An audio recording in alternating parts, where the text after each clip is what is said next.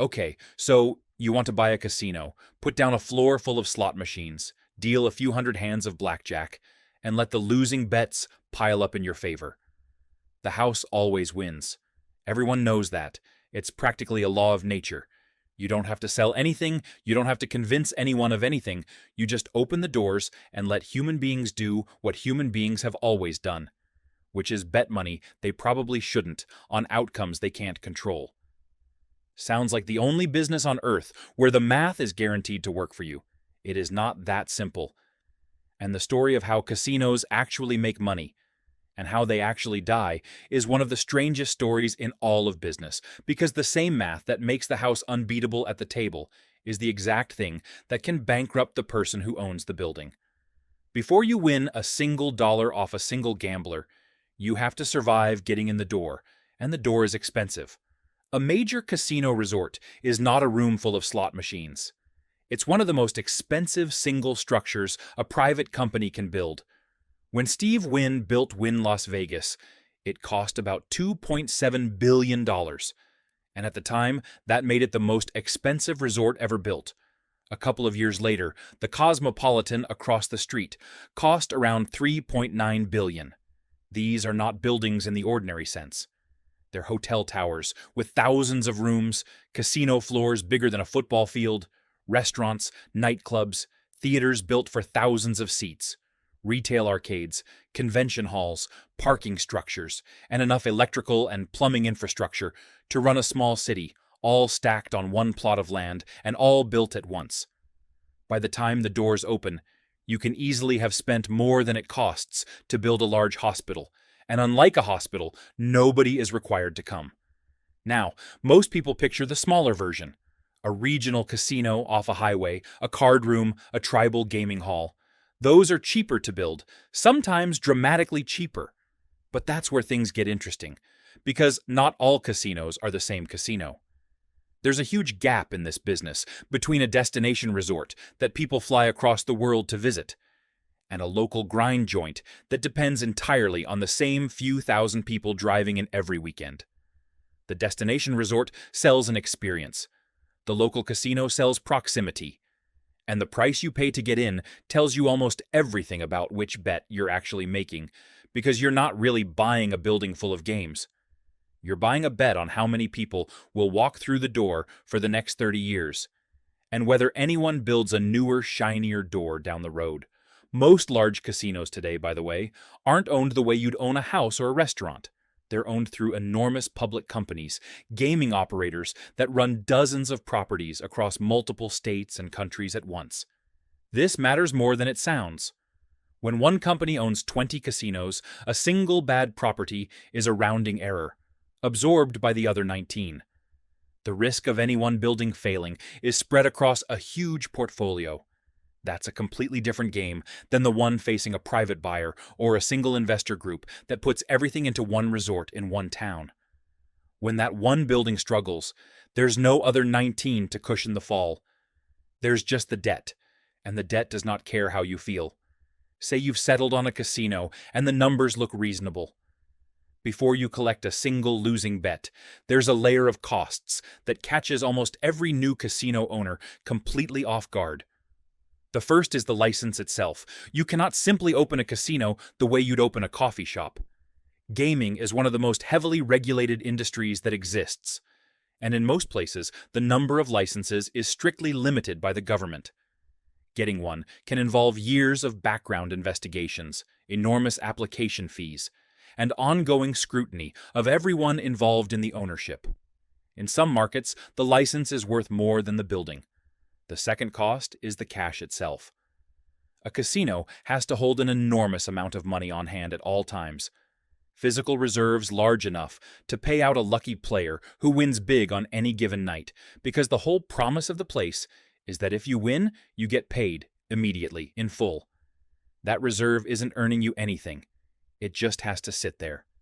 The AC third cost is the one nobody thinks about until winter. And we'll get to it, because it's the same trapdoor that has swallowed some of the most expensive casinos ever built. Here's where it gets interesting, because the way a casino actually makes money is more layered than most people realize, and the biggest layer is also the most misunderstood. The first and most important source of income is the house edge. Every game on the floor is mathematically tilted, just slightly, in favor of the casino. Not enough that you'd notice it in an hour of play. Just enough that over millions of bets, it becomes an iron law. Take roulette. An American wheel has 38 pockets, but the casino pays out as if there were 36. That gap is the whole trick. On a bet on red or black, the house holds an edge of about 5.26%, which means that for every $100 wagered on that wheel, the casino expects to keep a little over 5. Slot machines are worse for the player, often holding somewhere between 5 and 10% of every dollar fed into them, sometimes more. Blackjack, played perfectly, can be as low as 0.5%. But here's the thing about that edge. It does not matter whether you win tonight. You can win. People win all the time. The casino is not betting against you. It's betting against the arithmetic of 10 million bets, and arithmetic doesn't have lucky nights. This is the single most important idea in the entire business, so read it again. The casino does not need to beat you. It needs to beat the average. There's a principle in mathematics called the law of large numbers, and it says that the more times you repeat a game with fixed odds, the closer the real result creeps toward the mathematical expectation. One spin of the wheel is chaos. Nobody can predict it. 10 million spins is a spreadsheet. The casino owner isn't gambling at all. He's running a business that collects a small, fixed percentage of an astronomically large number and dressing it up as a night of chance. Every flashing light, every free drink, every ringing jackpot exists to increase one thing: the number of bets. Because the more you play, the more certain the math becomes, and the math is on the house's side. The player is hoping to get lucky before the average catches up with him. The house knows the average always catches up. The second layer of income sits on top of that edge, and it's the thing that separates a great casino from a merely functional one. It's the whales. A small number of enormous players, high rollers who bet tens or hundreds of thousands of dollars a hand, can account for a shocking share of a casino's entire profit. These are the players the casino fights over, flies in on private jets, houses and suites the size of apartments, and comps with everything from gourmet meals to 7-figure lines of credit. And here's the counterintuitive part. All of that lavish treatment, the free suite, the free flight, the free everything, is calculated to the dollar against something called the player's theoretical loss, which is simply the house edge multiplied by how much that player is expected to wager. The casino isn't being generous. It's spending a known fraction of an expected profit to keep the person generating that profit at the table. The whale thinks he's being treated like a king. The casino is treating him like a spreadsheet with legs. The third layer is everything that isn't gambling at all. The hotel rooms, the restaurants, the nightclubs where a bottle of vodka costs more than a mortgage payment, the theaters, the shopping, the spa, the parking. On the Las Vegas Strip, an increasing share of total revenue now comes from these non-gaming sources, sometimes more than from the tables and slots combined. This is a quiet revolution in the business. The casino floor used to be the entire product. Now, for many of the biggest resorts, it's the anchor that draws people in, so they'll spend money on everything around it. The gambling is the foot traffic. The nightclub is the profit. And a bottle service table in the busiest club in the building can, per square foot, out-earn a whole bank of slot machines. Which brings us to a detail that catches new owners off guard.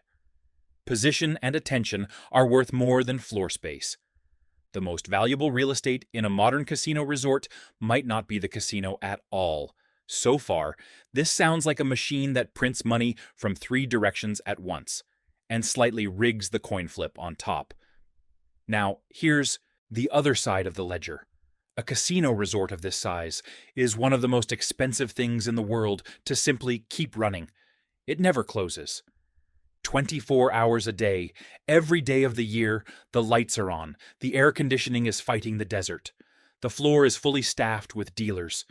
The cameras are all recording, security is watching every table, and the whole apparatus of a small city is humming, whether the floor is packed or empty. The single largest ongoing cost is people.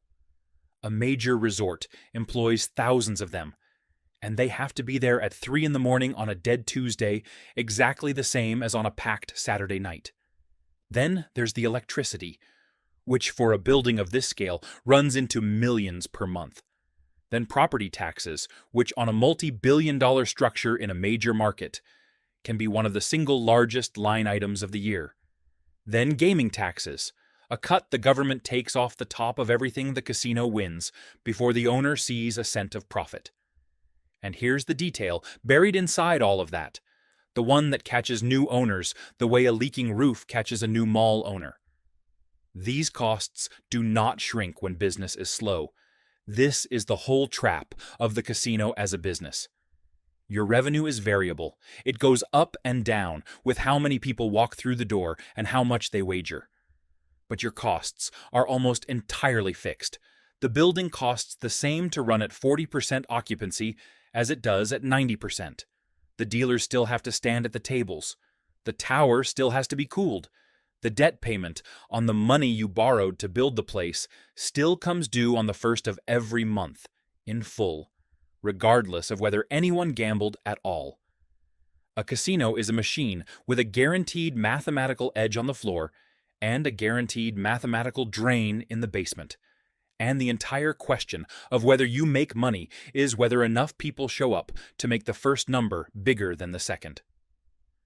Before we get to how casinos die, it's worth understanding something the people who designed these buildings figured out decades ago, because it explains almost everything about how a casino floor is shaped.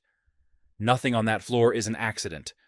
The old casinos were mazes on purpose, laid out so that finding the exit meant walking past hundreds more chances to bet. There are famously no clocks, and, in the classic designs, no windows, so that a player loses all sense of how much time has passed and how much daylight has been burned. The most profitable machines are placed exactly where foot traffic is heaviest. The carpet is often loud and disorienting on purpose, designed to keep your eyes up on the machines rather than down on your feet. Free drinks flow to keep judgment soft. The lighting, the sound, the temperature, the layout, all of it is engineered toward a single goal, the same goal as the house edge itself: increase the number of bets, keep the player playing, because every additional wager pulls the night a little closer to the mathematical average, and the average belongs to the house.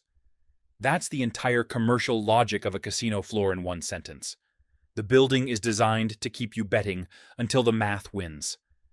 Now here's the structural risk that runs through this entire business, and it's best explained through what actually happened to an entire American gambling city.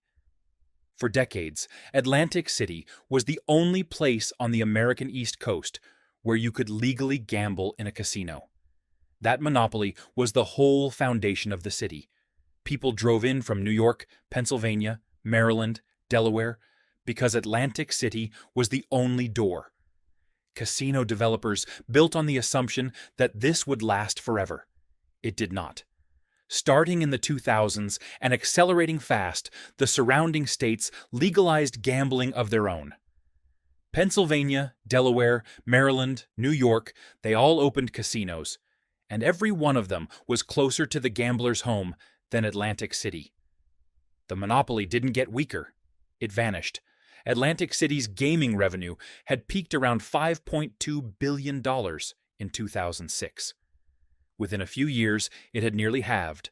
The players didn't stop gambling. They just stopped driving to Atlantic City to do it, because now there was a casino down the road. Here is why this mattered so much more than an ordinary bad year. A casino, remember, is a machine of fixed costs. It needs a certain volume of players just to break even, just to cover the staff and the power and the debt before a single dollar of profit appears. When the surrounding market floods with competition, every casino in the old market is fighting over a shrinking pool of players. And the ones carrying the most debt, the ones that borrowed the most to build the most impressive building, are exactly the ones that can't survive on less. This is the trapdoor. It's not that gambling died, it's that one assumption the whole building was financed on, that the players would keep coming, quietly stopped being true, and the fixed costs didn't care. To understand how this plays out in the real world, it helps to look at one real casino, from opening day to the auction block. The Revel opened in Atlantic City in April of 2012. It was meant to save the city. It was a soaring tower of glass on the boardwalk, one of the largest and most expensive resorts ever built on the East Coast, at a cost of around $2.4 billion. It was beautiful, it was enormous, and it was drowning before it opened, because construction had begun right as the financial crisis hit. Credit had frozen halfway through, and the project had to take on a crushing mountain of debt just to get finished. When it finally opened, it was so buried under that debt that no amount of revenue could dig it out. It made a series of strange bets on top of that. It banned smoking, which alienated a big share of gamblers. It skipped the Players Club and the buffet and the bus trips that the regular Atlantic City crowd expected. It priced its rooms and restaurants high. And the players, the ones it needed by the thousands just to cover its fixed costs, never showed up in the numbers required. What happened next is the part that makes this a finance story, and not just a sad one.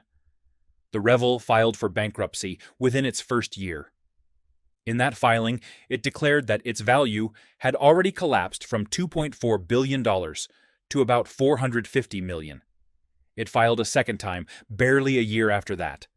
And in September of 2014, a little over 2 years after it opened, the Revel closed its doors entirely. Then came the auctions. One buyer agreed to $110 million, then walked away, reportedly because of a dispute over the fixed cost of the building's own utility plant, the standalone power station that the casino couldn't run without and couldn't afford to run with. Read that again. A $2.4 billion building could not be given away because the cost of keeping its lights on was itself a poison pill.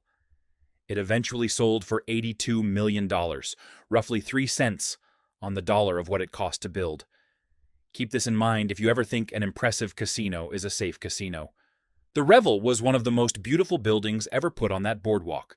It went from ribbon cutting to fire sale in about 3 years. The line between those two states was not one dramatic event. It was fixed costs meeting insufficient players over and over, until the math that runs every casino ran in reverse. The collapse of the Revel and the hollowing out of Atlantic City didn't happen in a vacuum. They happened because the one thing a casino truly sells had quietly stopped being scarce. For most of the 20th century, a casino's real product wasn't the games. It was access. If you wanted to legally gamble, you had to physically travel to one of the very few places that allowed it. That scarcity was the entire moat. It's why a strip of desert in Nevada and a boardwalk in New Jersey became worth billions. The moment gambling spread out, first to more states, then to phones, that scarcity evaporated. Today, a person can bet on a football game, spin a slot, or play a hand of blackjack from their couch, on an app, at 2 a.m, without driving anywhere or parking anything.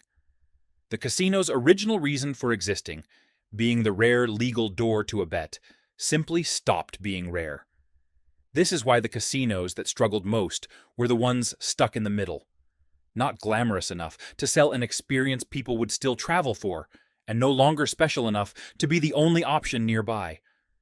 The destination resorts in the strongest markets, the ones selling something a phone genuinely cannot deliver. The spectacle, the nightlife, the sheer physical scale largely got stronger. The weak regional casinos, already carrying debt and now surrounded by closer competitors and a phone in every pocket, got weaker. The strong got stronger, and the weak got weaker, which is the same pattern that runs through every dying industry with high fixed costs and a collapsing moat. At the same time, the operators who kept their properties alive did it by changing what they were selling. Instead of leaning entirely on the gambling floor, they poured money into everything a screen cannot replace. Restaurants with tables that require a body in a chair. Nightclubs and day clubs with DJs charging fortunes for a table. Concert residencies and theaters and sporting events. Conventions that fill thousands of rooms midweek. Some resorts now make more from all of this, combined, than from the casino floor that anchors it. The underlying idea is simple, even if executing it costs billions. A casino used to sell the bet. The casinos that thrive now sell a reason to physically be there, in that building, on that night, that no app can deliver to your couch. The gambling became the excuse. The experience became the product. So, does owning a casino actually work as a business? The honest answer depends entirely on which casino, and the gap between the good outcome and the bad one is enormous. In the optimistic scenario, you own a well-located resort in a strong market, with a steady flood of players, a healthy mix of whales and weekend crowds, a floor of games all quietly holding their mathematical edge, and a wall of restaurants and clubs and shows pulling in revenue that has nothing to do with the dice. In that case, the house edge grinds out its guaranteed percentage every single day. The non-gaming revenue stacks on top, and the whole machine throws off steady, almost mechanical profit, month after month, year after year. This is the outcome that turned a strip of Nevada desert into one of the most valuable stretches of real estate on Earth and made men like Steve Wynn into billionaires. In the realistic bad year scenario, a newer casino opens closer to your players. A neighboring state legalizes gambling.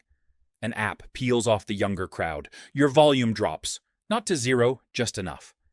And here's the cruelty of it. None of your costs drop with it. The dealers still stand at the tables. The tower still gets cooled. The gaming taxes and the property taxes, and above all the debt payment on the money you borrowed to build the place, still come due in full, every month, no matter how many people walked through the door. The house edge is still perfectly intact.